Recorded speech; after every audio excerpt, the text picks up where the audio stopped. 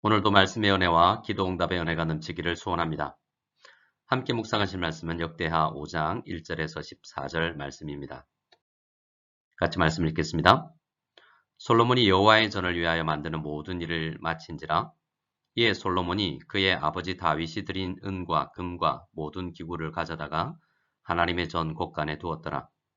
이에 솔로몬이 여호와의 언약궤를 다윗성 곧 시온에서부터 메어 올리고자 하여 이스라엘 장로들과 모든 지파의 우두머리 곧 이스라엘 자손의 족장들을 다 예루살렘으로 소집하니 일곱째 달 절기에 이스라엘 모든 사람이 다 왕에게로 모이고 이스라엘 장로들이 이름에 레위 사람들이 궤를 매니라. 궤와 해막과 장막 안에 모든 거룩한 기구를 메고 올라가되 레위인 제사장들이 그것들을 메고 올라가매 솔로몬 왕과 그 앞에 모인 모든 이스라엘 회중이 궤 앞에서 양과 소로 제사를 드렸으니 그 수가 많아 기록할 수도 없고 셀 수도 없었더라. 제사장들이 여호와의 언약궤를 그 처소에서 메어 드렸으니 곧 본전 지성소 그룹들의 날개 아래라.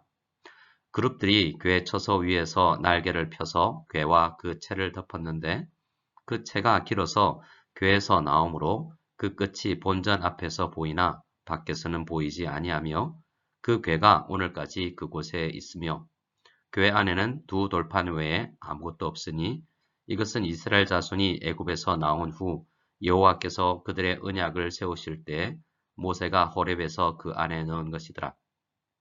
이때에는 제사장들이 그 반열대로 하지 아니하고 스스로 정결하게 하고 성소에 있다가 나오매 노래하는 레위 사람 아삽과 헤만과 여두둔과 그의 아들들과 형제들이 다 세마포를 입고 제단 동쪽에 서서 재금과 비파와 수금을 잡고 또 나팔 부는 제사장 120명이 함께 서 있다가 나팔 부는 자와 노래하는 자들이 일제히 소리를 내어 여호와를 찬송하며 감사하는데 나팔 불고 재금 치고 모든 악기를 울리며 소리를 높여 여호와를 찬송하여 이르되 선하시도다 그의 자비하심이 영원히 있도다 하며 그때 여호와의 전에 구름이 가득한지라. 제사장들이 그 구름으로 말미암아 능히 서서 섬기지 못하였으니 이는 여호와의 영광이 하나님의 전에 가득함이었더라. 아멘. 오늘 함께 묵상하실 역대하 5장은 성전 건축과 성전에서 예배드릴 때 사용할 모든 기구를 만드는 일을 마친 후에 성전 예배의 핵심이라고 할 수 있는 여호와의 언약궤를 성전의 지성소로 메어드리는 일을 기록하는 내용입니다. 1절은 성전을 위하여 만드는 모든 일을 마치게 되었다라고 이야기합니다. 제일 먼저 한 일은 솔로몬의 아버지 다윗이 드린 은과 금, 모든 기구를 가져다 미리 만들어둔 곳간에 두는 것이었습니다. 그리고 드디어 여호와의 언약궤를 다윗성에서부터 메어서 성전으로 올립니다. 성전으로 메어 올리기 전에 여호와의 언약궤는 다윗성에 있었던 것이죠. 그러면 다윗성 곧 시온으로부터 성전까지는 얼마나 거리가 되었을까요? 학자들의 연구에 의하면 약 500m라고 합니다. 오늘 5장에 기록된 내용들은 여호와의 언약궤를 약 500m 움직이기 위해 준비한 일들이라는 것을 생각할 때 솔로몬과 이스라엘 백성들이 얼마나 이 일을 소중하게 생각했는지 우리는 생각해 볼 수 있습니다. 우선 모든 지파의 우두머리인 족장들을 다 예루살렘으로 소집합니다. 족장들만 온 것이 아니라 각 지파에서 상당수의 사람들이 집결을 했을 것입니다. 그동안 성전을 짓고 성전 기구를 만드는 일은 전문가의 손길을 필요로 하는 일이었지만 언약궤를 옮기는 일은 모든 이스라엘 사람들이 다 참여해야 하는 일이었죠. 그래서 지파의 대표들이 함께 참석해야 했던 것입니다. 역대기는 언약궤를 메어 올리기 위해서 예루살렘으로 모인 모든 지파들이 모인 날이 일곱째 달 절기라고 소개를 하고 있습니다. 일곱째 달에 무슨 절기가 있을까요? 일곱째 달에는 신년식과 속죄일 그리고 15일부터는 유대인의 가장 큰 행사인 초막절이 있습니다. 초막절은 출애굽 사건을 기념하기 위해서 임시 숙소에서 지내면서 광야 생활을 마치고 약속의 땅에 들어와 안식을 누리게 한 것에 대한 감사하며 보내는 절기입니다. 오늘날 우리 개신교가 지키는 추수감사절기와 비슷한 절기라고 하겠습니다. 모든 것을 주신 하나님의 은혜에 감사하는 절기이죠. 성전공사를 마무리 짓고 언약궤를 메어 올리는 이 시점을 감사절기로 잡았다는 것은 그 깊은 뜻이 있다고 할 수 있겠습니다. 그리고 언약궤를 메어 올린 시점이 7번째 달이라는 것은 또 다른 의미를 생각해 보게 합니다.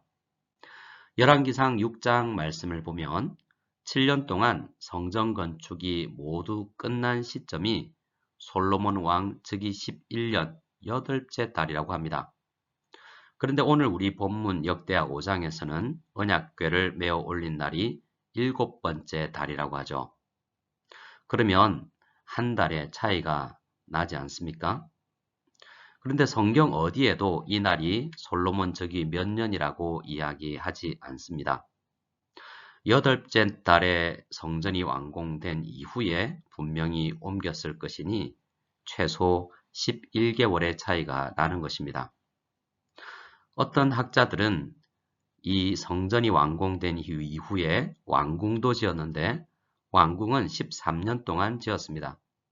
그래서 이 언약궤를 옮기는 이 날을 13년 후라고 계산하기도 합니다. 어찌되었든 최소한 11개월 이후라는 것이죠. 성전 완공은 솔로몬 즉위 11년 8째 달에 되었는데 7째 달에 언약궤를 옮기고 있습니다.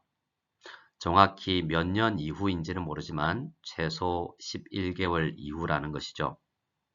그렇게 기다린 이유가 성경에 기록되어 있지 않지만 아마도 성전 예배 기구의 완성이 덜 되었을 수도 있고 또 다른 이유가 있을 수도 있지만 저는 개인적으로 의도적으로 7월 초막절기에 언약궤를 메어 올리기 위해서 11개월을 기다렸다고 생각합니다.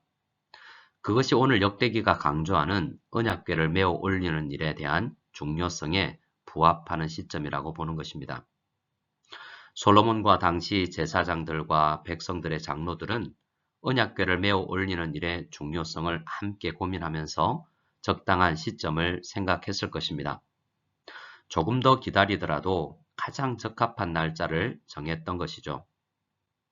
우리도 솔로몬과 당시 이스라엘 백성들처럼 예배드림을 소중히 여겨야 할 것입니다. 매주 드리는 예배이지만 우리가 이 일을 얼마나 소중히 여기느냐에 따라서 우리가 누리는 그 은혜가 다를 것이기 때문입니다. 우리도 추수감사주일을 곧 맞이하죠. 올해 우리의 추수감사절은 우리 이 주일은 언약궤를 메어 올리는 심정으로 드리는 예배가 될 수 있기를 바랍니다. 4절부터는 레위 사람들이 언약궤를 메어 본전 지성소로 옮기는 내용을 기술하는 부분입니다. 아마도 언약궤를 메어 올리는 이야기를 읽으시면서 많은 성도님들이 다윗이 아비나답의 집에서 언약궤를 옮길 때의 사건이 떠올랐을 것입니다. 처음 다윗이 여호와의 언약궤를 옮기려 할 때 율법에 기록된 언약궤 옮기는 방법을 잘 인지하지 못하고 새로 만든 수레에 언약궤를 싣고 옮기다가 수레를 몰던 웃사가 죽게 되는 사건이 있었습니다. 이 일 후에 다윗은 율법의 내용을 구체적으로 깨닫고 다시 레위 사람들로 하여금 언약궤를 메어 올리게 했던 것입니다. 다윗의 아들인 솔로몬은 그 일의 교훈을 받아서 다시는 실수를 하지 않고 있습니다. 그래서 오늘 언약궤를 메어 올리는 이 일은 이스라엘 백성들이 얼마나 말씀 중심으로 온 마음과 정성을 다하여 행하는 일인지를 알 수가 있는 것입니다. 이 말씀을 통해서 우리도 오늘 우리의 예배 드리는 태도를 점검할 수 있기를 바랍니다. 말씀을 기준으로 하여 바른 예배를 드리고자 해야 한다는 것입니다. 드디어 언약궤를 본전 지성소에 무사히 옮기고 제사장들은 성소에서 나옵니다. 그리고 준비된 레위 사람으로 구성된 성가대가 각종 악기에 맞춰서 소리 높여 찬송을 올려드립니다. 그 찬송의 내용은 여호와의 선하심과 자비하심이 영원하다라는 것이었습니다. 아마도 이 찬송을 드리기 위해 레위인들 중에 찬송을 담당한 사람들은 특별한 곡을 작곡했을 것입니다. 이 예배에 걸맞는 찬송을 올려드리기 위해 새로운 노래를 지었겠죠. 함께 예배드린 이스라엘 백성들, 특히 솔로몬의 마음이 어땠을지 상상해 보시길 바랍니다. 아버지 다윗 때부터 준비된 성전 건축, 그리고 자신이 즉위한 이후 준비한 3년의 세월, 그리고 실제로 성전을 건축하기 위해 보낸 7년의 시간, 그리고 완공된 이후 언약궤를 옮길 적절한 시간을 찾으며 기다린 시간들을 생각해 보면 솔로몬과 이스라엘 백성들은 이날 이 예배를 드리기 위해서 엄청난 수고와 그리고 소망을 가지는 시간들을, 인고의 세월들을 보냈던 것입니다. 그만큼 그들이 누렸던 감격은 이루 말할 수 없는 크나큰 감격이었을 것입니다. 그동안의 모든 수고를 잊게 만드는 일이 성전에서 일어나는데요. 언약궤를 지성소에 안치하자 여호와의 영광이 하나님의 전에 가득했다고 합니다. 일반적이지 않은 자연현상으로 구름이 성전에 가득하여 제사장들이 능히 서서 섬기지 못할 정도였다고 합니다. 여호와의 영광이 가득한 예배 현장. 이러한 예배 현장에 우리 모두 함께 하고 싶지 않으십니까? 분명 당시 평소와 너무 다른 특별한 영광의 임재가 있는 날이었을 것입니다. 그러나 우리도 이러한 영광의 임재를 소원해야 할 것입니다. 우리는 언약궤를 옮길 일은 없습니다. 하지만 우리는 모든 예배 때마다 언약궤가 놓인 지성소 그리고 은혜의 보좌 앞에 날마다 나아갈 수 있다라고 히브리서 4장 말씀은 이야기합니다. 그러므로 우리는 긍휼하심을 받고 때를 따라 돕는 은혜를 얻기 위하여 은혜의 보좌 앞에 담대히 나아갈 것이니라 라고 말하고 있습니다. 여기에서 은혜의 보좌는 구약 성경에 익숙한 히브리인들에게 주는 메시지로서 바로 언약궤가 놓여있는 그 은혜의 보좌를 이야기하는 것입니다. 오늘날 신약 백성들은 날마다 이러한 예배를 누릴 수가 있는 것입니다. 우리 모두 이러한 여호와의 영광이 가득한 예배를 꿈꾸며 주일을 기다리며 또한 하루하루의 삶을 준비할 수 있는 우리 모두가 되기를 소원합니다. 함께 주기도문 드리겠습니다. 하늘에 계신 우리 아버지여, 이름이 거룩히 여김을 받으시오며 나라가 임하시오며 뜻이 하늘에서 이루어진 것 같이 땅에서도 이루어지이다. 오늘 우리에게 일용할 양식을 주시옵고 우리가 우리에게 죄 지은 자를 사하여 준 것 같이 우리 죄를 사하여 주시옵고 우리를 시험에 들게 하지 마시옵고 다만 악에서 구하시옵소서. 나라와 권세와 영광이 아버지께 영원히 싸움나이다. 아멘.